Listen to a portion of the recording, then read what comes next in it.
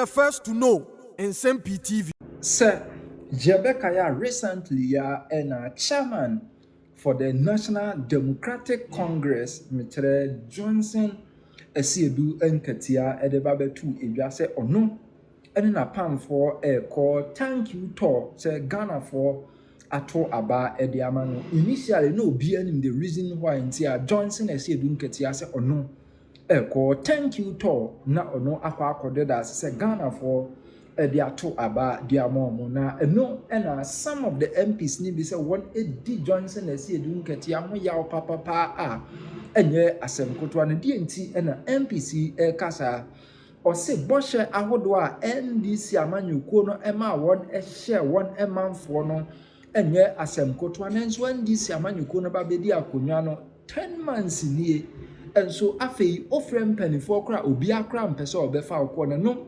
na NDC amanyukuo no MP baako enye wanfa nche Johnson Asiedu Nketiah kra a enya asem kotwa de enkonkotie.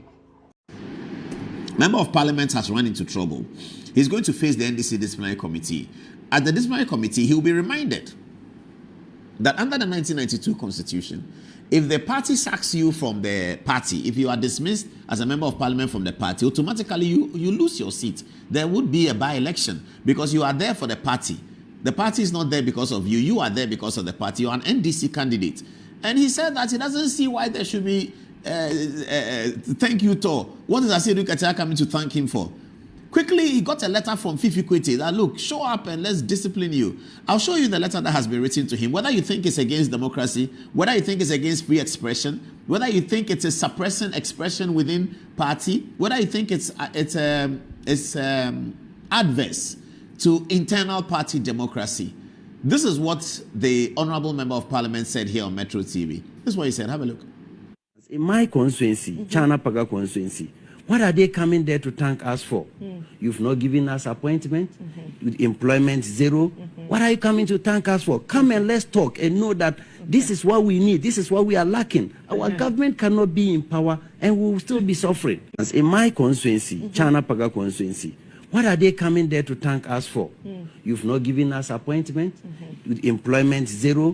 What are you coming to thank us for? Come and let's talk and know that this is what we need. This is what we are lacking. Our government cannot be in power and we will still be suffering. Our party is in power and we will still be suffering. Okay.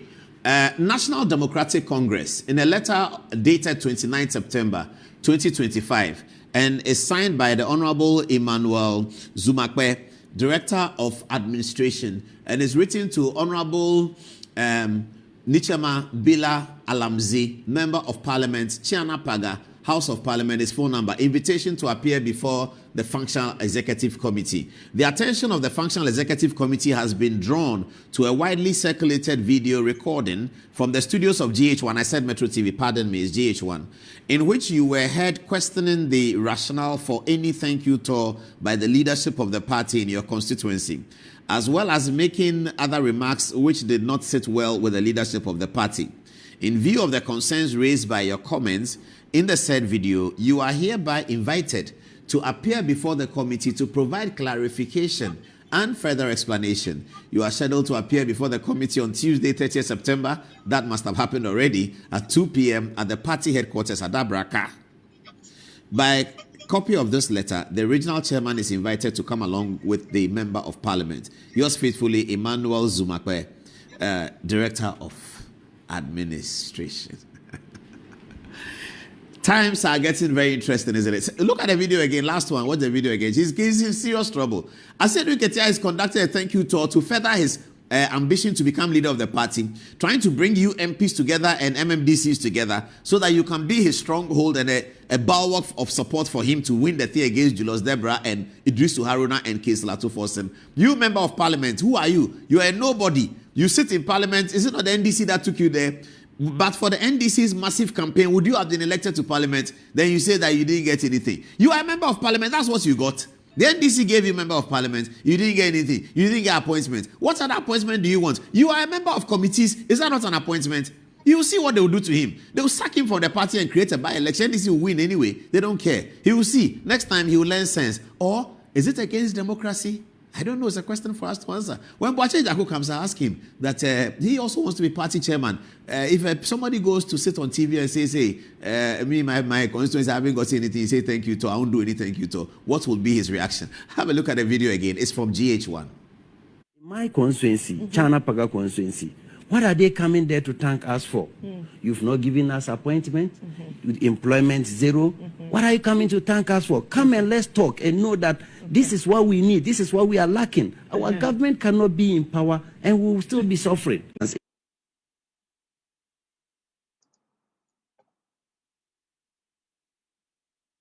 One more just before we get to Sam George. Hey, Mr. Sansadeli, is he there? I've seen him praising Sam George. Now he knows where power lies. Is it not the same person who was blasting Sam George that he's done this, he's done that? Now he's praising him. Next time, you'll see. He knows where power lies. Yeah, I like this shots. Thank you. You see, wonders will never end. This is Bendoche Malong, and he's one of the finest broadcasters Ghana has ever produced. There's no doubt about that. I was with him. I've seen him at work at the BBC, Ben Malong. That's how we used to call him. We didn't add the Doche, just Ben Malong. And Ben Malong is one of the finest broadcasters ever. It was a delight for the Ghanaian media when in 2013 he came to Ghana to become spokesperson for the President Mahama administration. Some people have forgotten that. Ben Malong was a spokesperson for John Mahama's first administration. They mafiaed him out. Standogwe and others, they mafiaed him, and then he didn't understand the Ghana situation. The terrain was too confusing for him. I know what I'm talking about, and he knows I know what I'm talking about. And so he went back abroad. He worked for the BBC, distinguished himself as an African reporter. He was great on Focus on Africa. I think he's still the best. And Ben Malong is now with the United Nations, and he's sympathetic to President Mahama. You can understand that. There's no question about that. So he's been very excited about the victory of the NDC administration, and especially President Mahama. Musa Dankwa is also friendly with President Mahama. Musa Dankwa is a pollster. He will tell you that initially he started as a pollster. He's still a pollster, but he has very close ties with President Mahama and the NDC these days, which is okay. Musa Dankwa put up a poll that, the one poll he put up that I didn't understand was, among the people looking for the NPP leadership, who does NDC like? That poll, I'm still looking for him to ask him. In fact, I asked my producer to call him that, can he come to the studio? We are still working on that.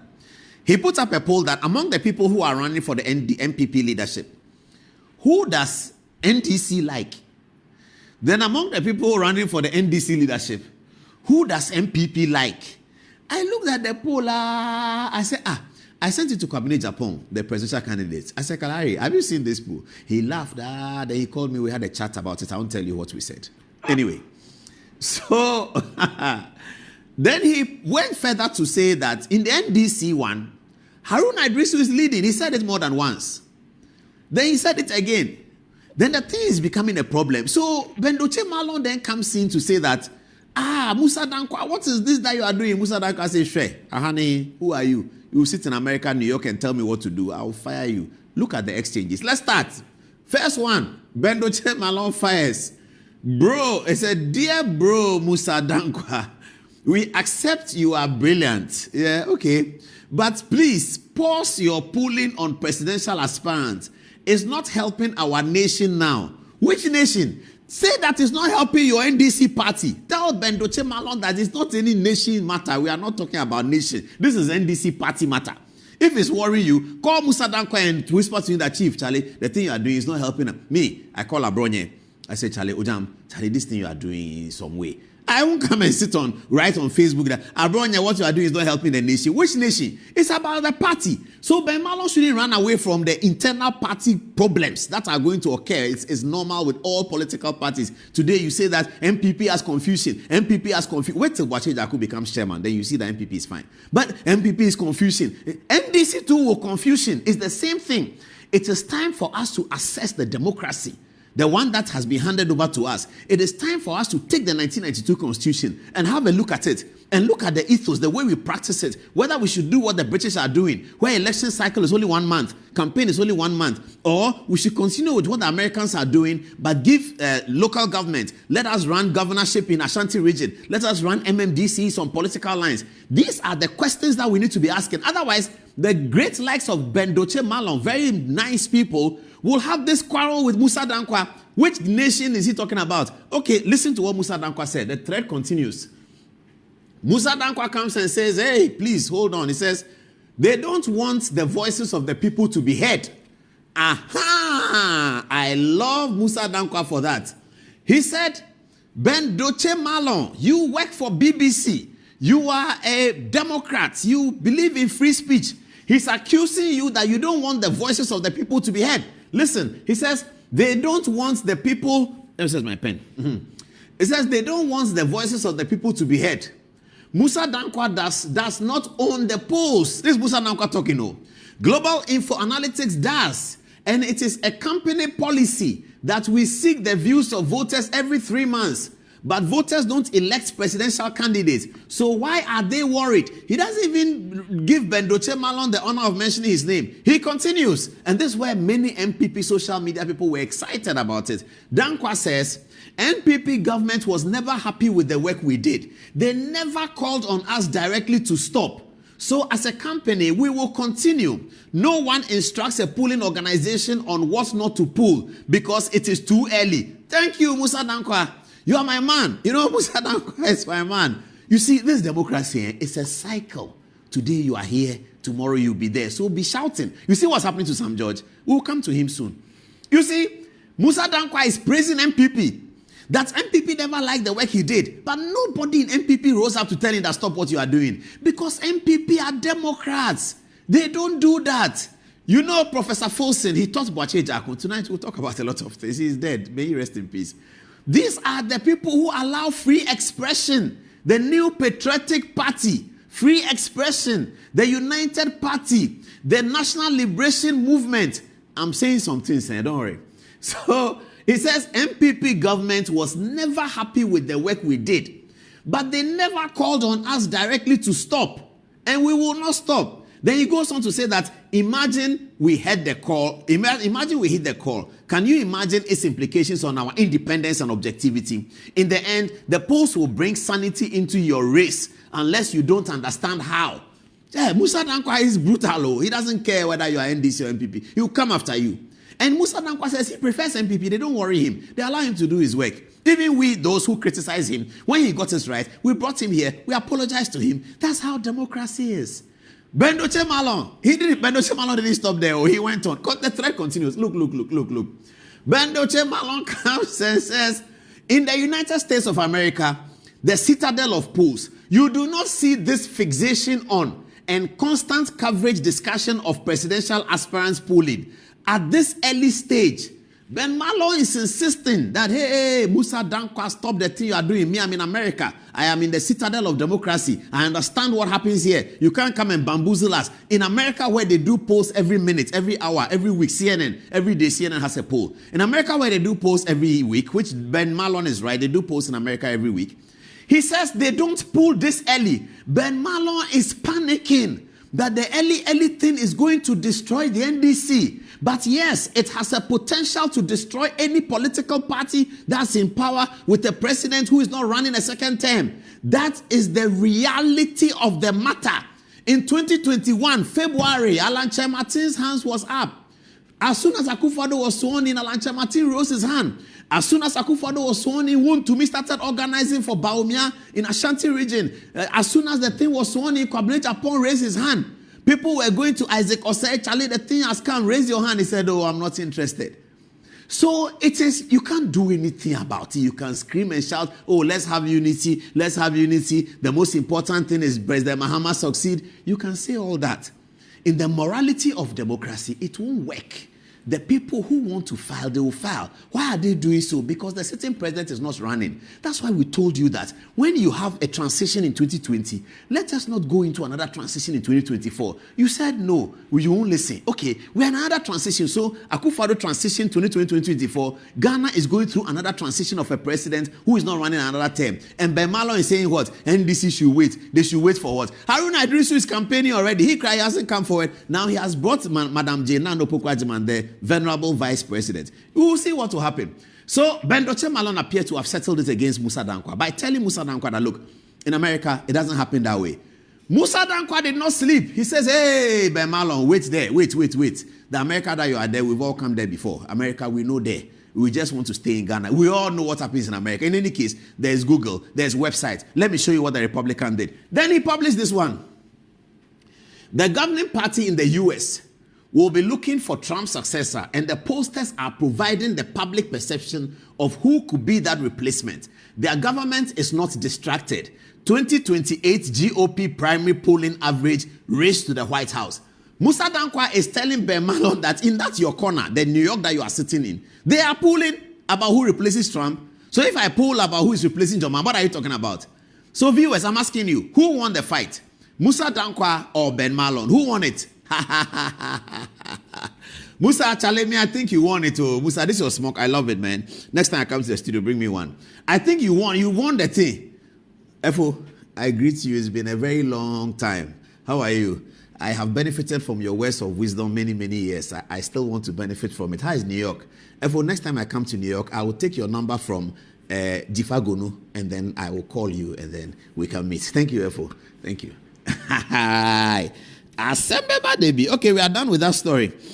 Where else are we? Okay, I think we're good to go. Let's hit the dashboard. Last story before Boache Jako.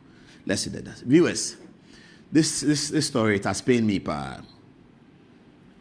This story has really pained me because Sam George is my friend. I met him at Alisa last week at the City FM event, and during the coffee break, he had cocoa and I think I had coffee, and I had meat pie. He also had meat pie. So we sat by each other, and then, you know, once we start talking, the argument came. So we started arguing. And then I was talking about the channel for this, channel for that. And he told me that he thinks that the NCA is doing something like that. So cool, you know. And I was telling him that the fight you are fighting, this, that, those are private conversations. I don't want to say it. But we had a lot of fights. Well, not fights, but, arguments during the coffee break. So let's look at the dashboard first, and then we will we'll take it from there. What we have done here, viewers, and congratulations to my producer. What he's done here is that he's given us a list of the things that happened from the beginning up until the end. Let me run through it, and then we can give a bit of commentary. So on 27 June, Sam George invites the board chair and Ghana MD for MultiChoice to his office for discussion on pricing, and publish same on his social media. He says, this afternoon I've invited country manager DSTV blah blah blah on pricing. At that time, Sam George's ambition was that he's going to get the pricing to come down and Ghanaians will be happier with it. Some people questioned why he's dealing with a private company. This is a luxury product, etc., etc. Why is he interested in that? He should focus on things that are more important. Anyway, he had promised people that he would do it. Many young people wanted DSTV thing to come down so they can watch their Manchester United or Chelsea. Oh, this evening, what Nottingham Forest were beating. So sad. Anyway, let me move on. On July 4th, so the first date is 27th June. On July 4th, Sam George says he will not accept an upgrade of packages, but rather a reduction of fees. Now, this is the most controversial one right now. It's turning to be the most controversial because it looks like what we ended up with had been offered before and had been rejected by the minister. And later, the minister seems to have accepted it. That's how it's beginning to look like. Because here, DSTV says that they are going to give us an upgrade. And Sam George on 4th July 2025 says that he's not interested in any upgrade. They are reduce the prices. Reduce the prices means that compact is X. The price will become Y. Please, when I say X, I don't mean anybody. I'm doing my own X alphabet, A, B, C, D up to X.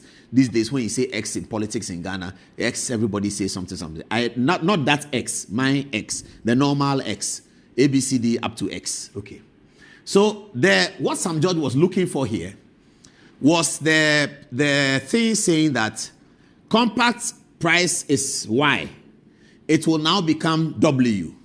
Sam George rejected on 4th July DSTV's proposed upgrade that you are on Y, but you can get more channels. He rejected it flatly. I believe Ghanaians were with him. Let's move on.